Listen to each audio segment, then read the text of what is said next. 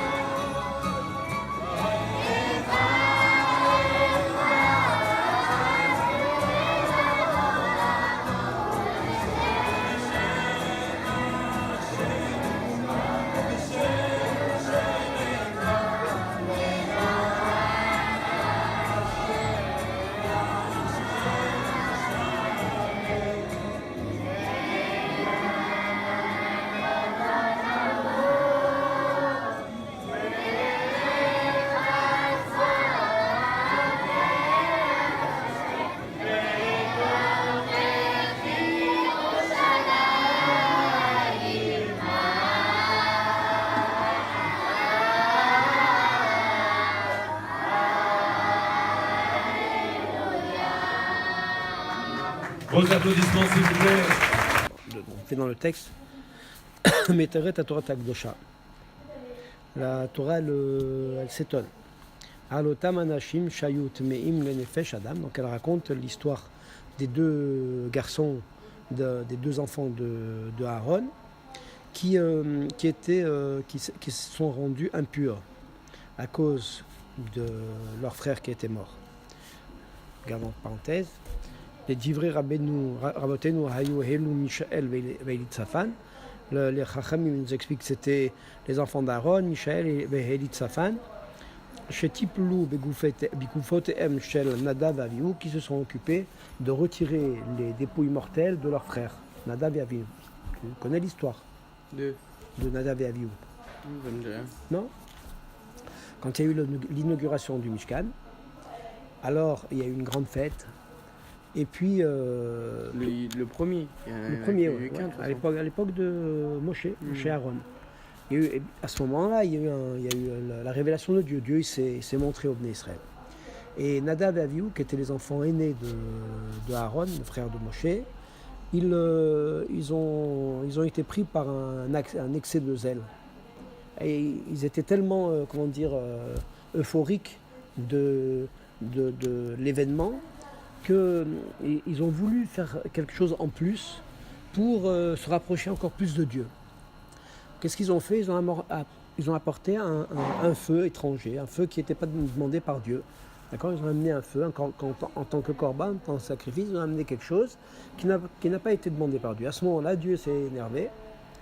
C'est marqué comme ça qu'il a envoyé un filet de feu, il a fait rentrer ce filet de feu dans les narines de Nadav et Avihu, et il les a consumés de l'intérieur. Ils sont morts ce jour-là. C'était le jour de La construction du Mishkan. l'inauguration. Bayom Hashmini. Bayom Hashmini. Le 8e jour. Et voilà, donc ils sont en pleine inauguration, c'est la fête. Alors Moshe dit à Aaron, demande à tes enfants de retirer les corps de tes enfants. Demande à tes 2 fils qui restent de retirer les corps de tes enfants. Afin que la fête ne soit pas interrompue. D'accord? Tout le monde était choqué de ce qui s'est passé. Donc qu'est-ce qu'il fait? Il dit retirez-les pour qu'on puisse les enterrer comme on doit les enterrer normalement. D'accord? Seulement, c'était quelques jours avant Pessah. Et pour se purifier, pour faire le Korban Pessah, qui nécessite d'être pur pour le faire, c'est-à-dire de ne pas avoir d'impureté du mort sur soi pour faire le Korban Pessah. Donc ils étaient trop justes, ils étaient pris dans le temps. D'accord? Donc ils sont allés voir Moshe. Alors regarde, dans le texte, il leur était interdit à cause du fait qu'ils se soient occupés des morts de Nadav Avinu, ils se sont retrouvés interdits de faire le Korban Pessah. Bikshu alalou mi Moshe Rabbeinu, ils sont allés voir Moshe, ils ont parlé, ils ont demandé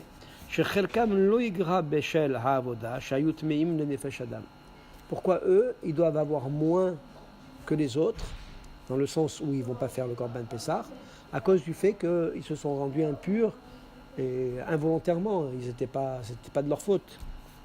Hana lahem Moshe Rabbeinu. Moshe il leur a répondu, alors c'est dans la paracha de Bamidbar, Imdu ve'eshma ma yetzaveh Hashem lachem. Tenez-vous là, restez là debout et écoutez ce que va ordonner Dieu.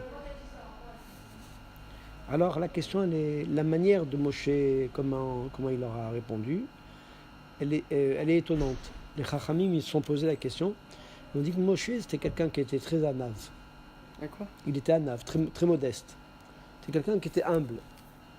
Donc, de dire ça à quelqu'un, Imdou, tenez-vous là devant moi et attendez ce qu'Hachem, écoutez ce qu'Hachem va ordonner par rapport à votre demande, de savoir qu'est-ce que vous devez faire par rapport au Korban Pessah.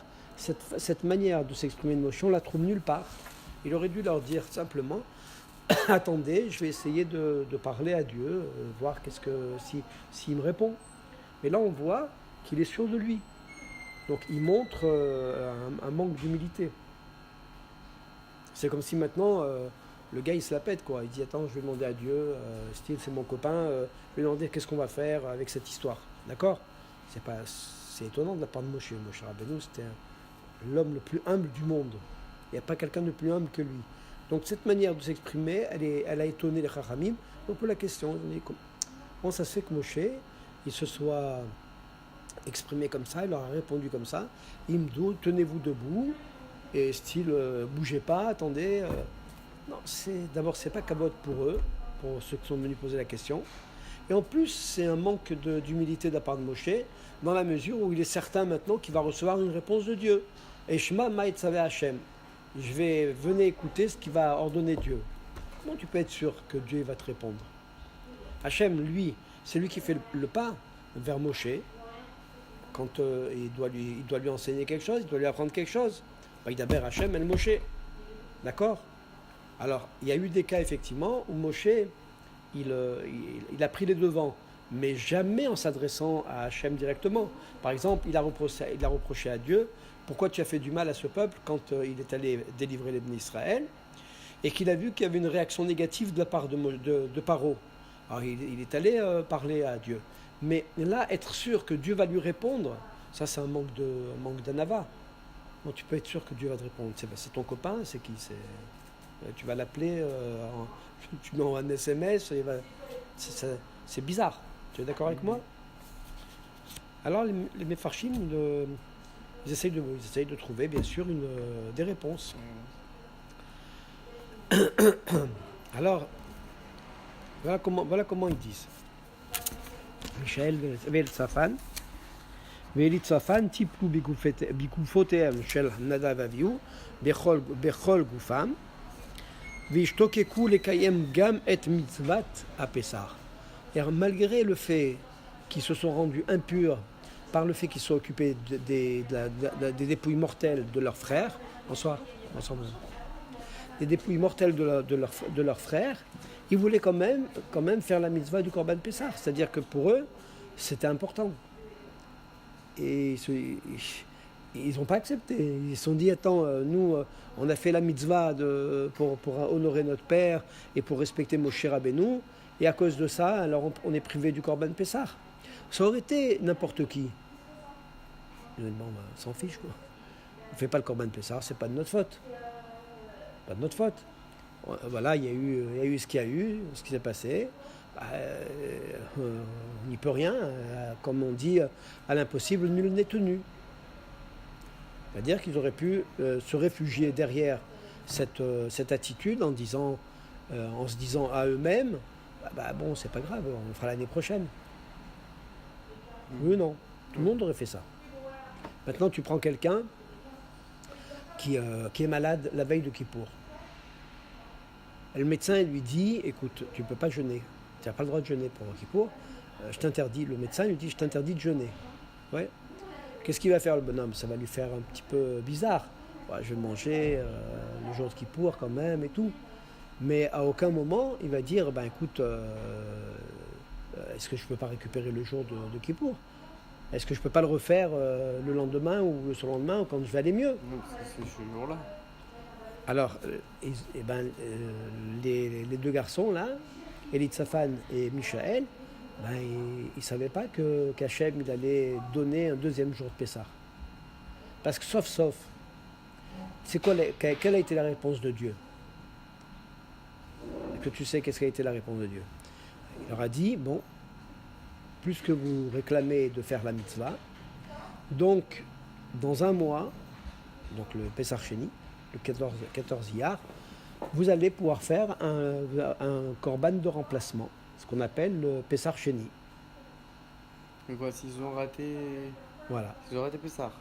Comme ils ont raté Pessah parce qu'ils étaient impurs, donc maintenant il y a toute une loi qui va être enseignée par Hachem à Moshe, qui va transmettre au Bnei Israël, que finalement, si quelqu'un a raté Pessah, le premier Pessah, parce qu'il a eu un empêchement involontaire, il a la possibilité de faire le Korban un mois après. C'est comme si maintenant je te disais, le gars il vient, il dit attends, je peux pas faire Kippour le 10 Tishri. Et comment je vais pouvoir faire, ça me dégoûte, j'ai plus envie de vivre à cause de ça, etc. Alors Hachem il va dire bon écoute, dans un mois tu feras le 10 Rejvan, tu feras un Kippour Katan, un petit Kippour, d'accord, Kippour Sheni. Mais d'où ça vient que Hachem finalement il a augmenté une mitzvah, c'est-à-dire il a rajouté une mitzvah qui n'était pas prévue. C'est quelque chose d'incroyable. Comment c'est possible qu'on puisse penser que Hachem, on peut le faire changer d'idée, qu'on peut lui faire rajouter une mitzvah qui a priori au départ n'était pas prévue? Qu'est-ce qui a pu faire en sorte, bonsoir madame, qu'est-ce qui a pu faire en sorte qu'on arrive à ce qu'Akadosh Baruch Hu, il accepte la demande il trouve une solution pour ces gens. Comment c'est possible ça? T'as compris? Pourtant on le fait pas ça. Si on fait. Pessah Sheni, oui, mais pas autant que Pessah. On pourrait faire les deux. Parce qu'on ne fait ni l'un ni l'autre. Le Pessah, on ne fait pas de korban. Ouais. Mais à l'époque, si un Beth Amikdash, on fait quand même Pessah. si maintenant on va avoir à nouveau le Beth Amikdash. Bonsoir. Bonsoir. On fait quand même Pessah. Alors on fera Pessah, c'est la Beth Amikdash. Et maintenant quelqu'un, Dieu préserve, il a eu un décès dans sa famille. Il a dû se rendre impur à cause du décès. Donc il ne pourra pas faire le Korban Pessah le jour de Pessah. Ah, alors, Donc dans un mois, il pourra aller au Beth Amikdash et faire le Korban Sheni. Pessah Sheni. si de nouveau il a un truc. Non, parce que Korban Pessah Sheni, il n'aura rien. C'est sûr qu'il n'aura rien. Ouais. Mais tant pis pour lui. Il a tout perdu. Mais non, la leçon, elle est claire. La leçon, elle est claire. Qu'est-ce qui a permis de recevoir cette nouvelle loi de Pessah Sheni? C'est l'attitude de Elitzaphan et Michaël. Cette attitude-là, elle démontre l'attachement qu'ils avaient pour la mitzvah. L'amour qu'ils avaient pour les mitzvot. Comme je t'ai dit, ils auraient très bien pu dire on est impur. On n'est pas tenu de le faire. Alors l'année prochaine, si Dieu veut, on sera pur. Donc qu'est-ce qu'on voit? On voit que leur attitude d'amour de la mitzvah a engendré vis-à-vis d'Hachem une réponse inédite, quelque chose de tout à fait nouveau. C'est la raison pour laquelle Moshe, quand il leur dit Imdou, ça veut dire quoi? Moshe, il connaît très bien les gens, la psychologie des gens. Il sait très bien que leur demande, elle est fondée. Leur demande, elle est sincère. C'est pas du blabla, d'accord? Donc, quand il leur dit Imdou, ça veut dire tenez-vous dans la position dans laquelle vous êtes tenu maintenant lorsque vous avez demandé à faire la mitzvah parce que vous étiez empêché de la faire. C'est ça qu'il leur dit Imdou. Et Eshme'am, il était sûr qu'Hachem répondrait parce que c'est tellement extraordinaire de la part d'une personne de vouloir faire la mitzvah à ce point-là alors qu'il est empêché et de vouloir malgré tout la faire que Moshe il a tout de suite compris que Dieu va répondre. Comprends? C'est pas un acte d'orgueil de la part de Moshe. C'est pas style non mais c'est sûr Hachem il va me répondre, il me répond toujours, c'est mon pote. D'accord? Non. C'est que il voit l'attitude de ces deux personnes. Cette attitude, c'est quelque chose qui est complètement inédit. Il est en train de prendre conscience. Mais ils aiment la mitzvah, à tel point qu'ils ne peuvent pas pouvoir la faire. Mais ça, c'est le ratson d'Hachem. Parce qu'Hachem, quand il donne les mitzvot, alors tout le monde prend la mitzvah comme une contrainte. Ouais, d'ailleurs, je suis obligé de la faire. Pas toucher les filles, je suis obligé. C'est la Torah qui dit. Manger kasher, je suis obligé. Faire Shabbat, je suis obligé. Sinon, boum, Chayav Mita. Si c'est pas Chayav Mita ici, c'est Chayav Mita Bidei Shamayim. Donc, t'as des trouilles quelque part. Oui, non. Donc, t'es obligé. Tu te sens contraint. T'as une obligation de faire la mitzvah. Cette contrainte-là, elle enlève le côté de l'amour. Pas de l'amour, le côté de l'amour. Ouais. D'accord? Exactement pareil pour une femme. Maintenant, ton père, il vient et te dit Ethan, tu vas te marier avec celle-là. Ouais. Et celle-là, elle te plaît pas. D'accord? Elle a 10 ans de plus que toi. Elle a plein de boutons. Elle est grosse. Elle est toute grasse. Elle s'habille mal. Elle n'est pas sympa, elle est méchante. Ah, tu te dis, papa... On voit les critères là. Et il te dit non, mon fils, c'est celle-là ou personne d'autre. Alors maintenant, on t'oblige. Qu'est-ce qui va se passer? Tu vas passer sous la roupa? Tu vas passer sous la roupa. Tu vas être joyeux. Tu vas pleurer, d'accord?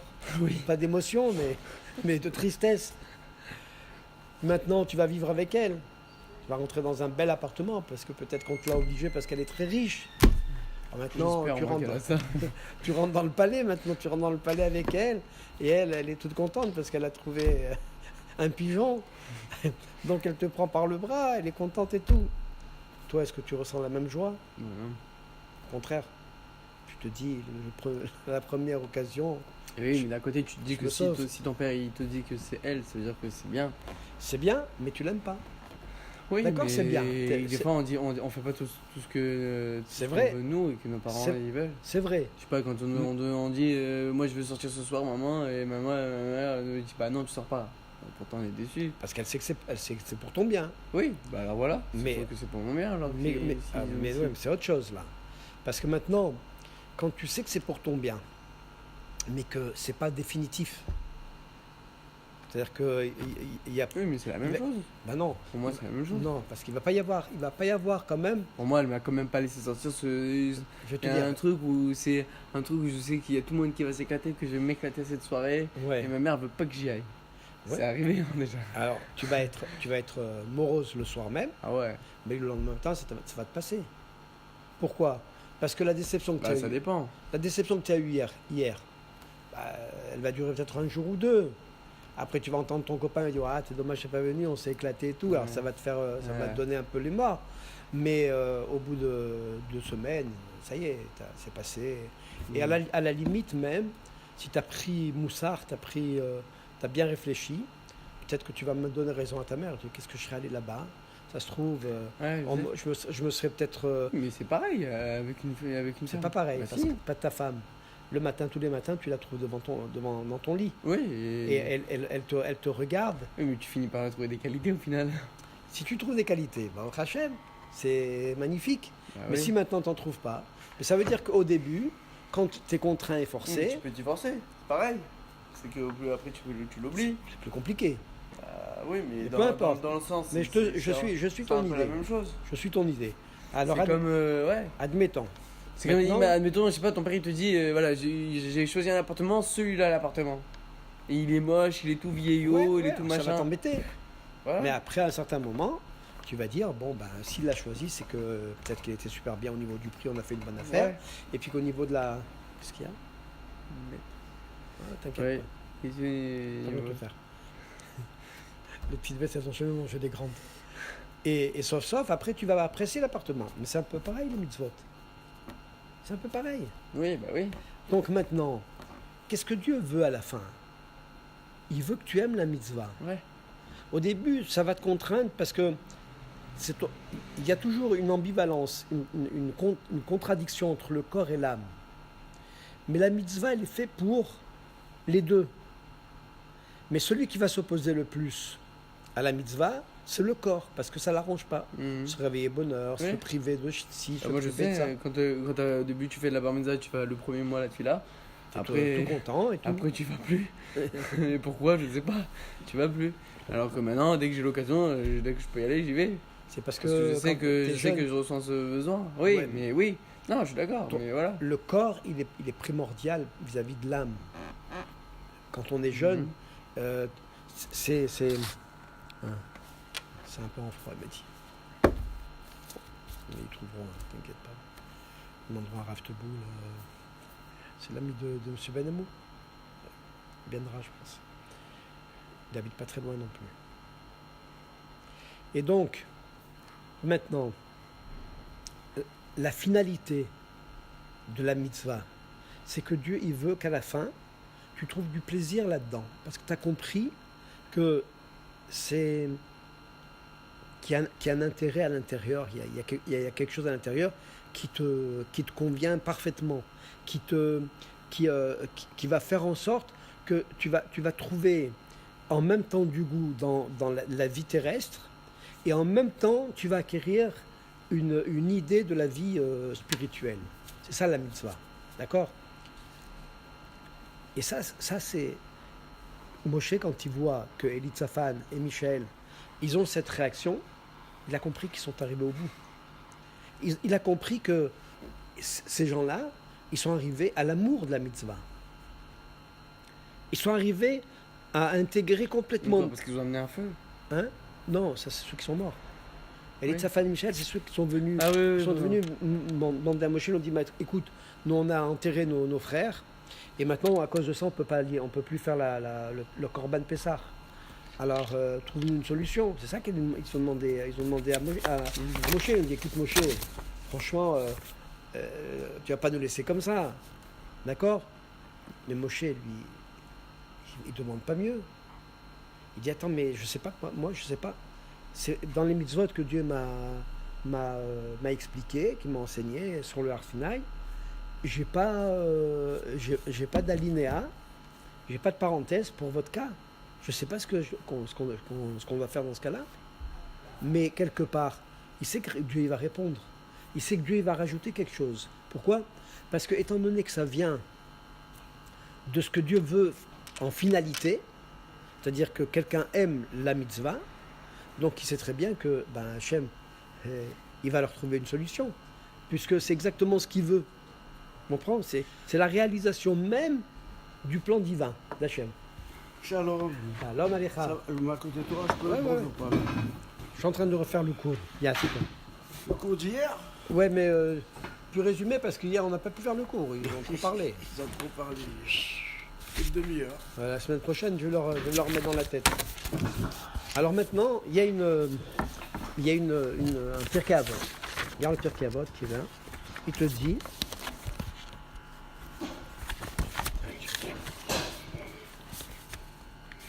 Mais j'écoute. Voilà. Tu vois, je me rappelle pas au départ, c'était les enfants frères d'Aaron. Les enfants d'Aaron qui ne pouvaient pas faire le Korban Pessah. Voilà. Ils sont allés voir Moshe. Moshe leur a trouvé une solution. Donc Hachem il dit, bon, c'est pas un problème. Ouais. Vous allez faire le Korban un mois après. Regarde, qu'est-ce qu'il dit Rabbi Dossaï. Ah, tu l'as pas dit ça hier. Ouais, parce qu'ils m'ont pas laissé. On n'a pas moyen d'en placer une. Rabbi Dossaï, la prochaine fois, je leur dis, c'est vous qui faites le cours. Moi, j'assiste. Rabbi Dossaï be Rabbi Yanaï, Mishum Rabbi Meir Omer. Kol ashocheach davar echad mishnato, tout celui qui oublie une chose de son étude, Ma'aleh alav katuv ke'elu mitrayev benafsho. C'est comme si maintenant la Torah elle dit sur lui qu'il se rend coupable de sa propre perte. Chez Neymar, comme il est marqué, Rakishamer lecha o shemor nafshecha, seulement fais bien attention à toi, au shemor nafshecha, et préserve, garde ton âme, Meod, énormément, pen tishkar et advarim, de peur que tu n'oublies ces paroles, Asher Ra'u Enecha, que tes yeux ont vu. C'est-à-dire les paroles de la Torah. Alors là, on va apprendre un fondement extraordinaire qui est en rapport avec la première idée qu'on a développée. C'est quoi ce rapport? En fait, quand la Torah elle dit Keilu mitrayev benafsho, c'est comme si maintenant il se rend coupable de sa propre perte. Comment? C'est si grave d'oublier ton étude? Ouais, tu apprends, tout le monde peut oublier. Bon, tu te rends coupable de quelque chose de très grave. Pourquoi? On dit c'est très simple. En réalité, chacun vient au monde pour révéler une partie de la Torah que lui seul est capable de révéler. Et personne d'autre. Alors si maintenant il oublie ce qu'il a appris, donc il ne va pas le restituer, il ne va pas l'enseigner, cette partie-là, personne au monde ne pourra le remplacer. Et comment il sait que cette partie-là, qu'est-ce que c'est comme partie? C'est la Torah que tu apprends. La Torah que tu apprends et que tu es capable d'enseigner. Alors, à un certain moment, tu vas voir que vont venir dans ta conscience des explications auxquelles tu ne t'attendais même pas. Une compréhension complètement inédite. Pourquoi? Parce que toi, ta manière de comprendre ce que le maître il va dire, il n'y a que toi qui comprends de cette manière. Moi, je comprends d'une autre manière. Lui, il a compris d'une autre manière. Ça veut dire que cette Torah-là qu'on m'a enseignée, elle est unique lorsqu'elle rentre là-dedans. Parce que moi, je suis unique. D'accord. Donc, lorsque tu vas la restituer, cette Torah, puisqu'on a le devoir de l'enseigner, de la vivre, cette Torah-là, elle va manquer. Si tu oublies, elle va manquer. Donc tu es bien chayav, tu es bien coupable de quelque chose d'important qui va manquer au monde entier par le fait que tu as été assez faible. Enseigner, Daniel. Nous, on n'est pas enseignants. On peut devenir enseignant. Oui, mais attends. On doit chercher à enseigner. C'est pas tout le monde qui va être enseignant. Peu importe. Maintenant, même quand on... Je veux dire, chaque personne qui a cette partie Alors, de je Torah, vais te dire, lui, la manière de vivre ta Torah, par exemple, tu as appris comment on fait les nanouim de Sukkot, comment on secoue le loulav, d'accord? Et tu as oublié. Eh bien, toi, la manière comment tu secoues le loulav, il n'y a que toi qui vas le faire de cette manière-là, avec les pensées que tu as, avec le vécu que tu as, il n'y a que toi. Personne ne pourra te remplacer. Donc on parle aussi de l'accomplissement de la mitzvah. On ne parle pas uniquement de l'enseignement. On parle aussi de la vie, du vécu de la Torah. ah, d'accord. D'accord? Alors maintenant, qu'est-ce qu'on voit pour les enfants de Elitzaphan, les enfants d'Aaron, Elitzaphan et Michaël? En réalité, lorsque Moshe, il a eu cette attitude, Imdou ve'eshma mametzave akadosh baruch hu. Maintenez-vous, tenez-vous et écoutez ce que Hachem va ordonner. En réalité, maintenant, là, ce point-là, il est excessivement puissant. Parce que Moshe, il a compris que si Elitzaphan et Michaël ne posent pas cette question, il manquera une partie dans la Torah. Leur partie à eux. Eux, unique, cette partie unique qu'on vient de voir. Et effectivement, tu vois que s'ils n'avaient pas posé la question, on n'aurait jamais eu le Korban Pessah. On n'aurait jamais su jusqu'à aujourd'hui qu'il y a un rattrapage. Pour celui qui a été rendu impur de la Toumat Met le jour du moment de Pessah pour faire le sacrifice, à aucun moment on aurait pu savoir qu'il y a un rattrapage et qu'il pourra faire le Korban Pessah un mois après, le 14 juillet. T'as compris? Voilà le leçon qu'on doit tirer de l'attitude des enfants d'Aaron, qu'en réalité, on doit poser les questions que dans la Torah. Les questions hors de la Torah, c'est les questions du Nachash. C'est les questions qui sont suscitées par l'esprit mauvais qu'il y a à l'intérieur de nous pour nous faire chuter de notre niveau spirituel. La Torah, ce sont des étapes spirituelles. Ce ne sont pas que des accomplissements, que des actes de tous les jours, des actes concrets de tous les jours. À travers ces actes de tous les jours, on nous demande par la même occasion de nous élever spirituellement. C'est ça la véritable spiritualité. C'est la réunion et l'élévation du monde de la matière réunie au monde de l'esprit. C'est ça la Torah. La Torah, elle a été donnée. Les commandements quotidiens, quoi. Elle est censée apporter à l'homme une compréhension dans l'esprit. Si ça ne lui apporte pas une compréhension dans l'esprit, il doit se poser la question, il doit aller chercher. Pourquoi je ne change pas? Pourquoi pour moi la Torah... Parce qu'il n'accomplit pas comme il faut, absolument. Voilà. Mais accomplir comme il faut, ça veut dire quoi? Faire le chemin.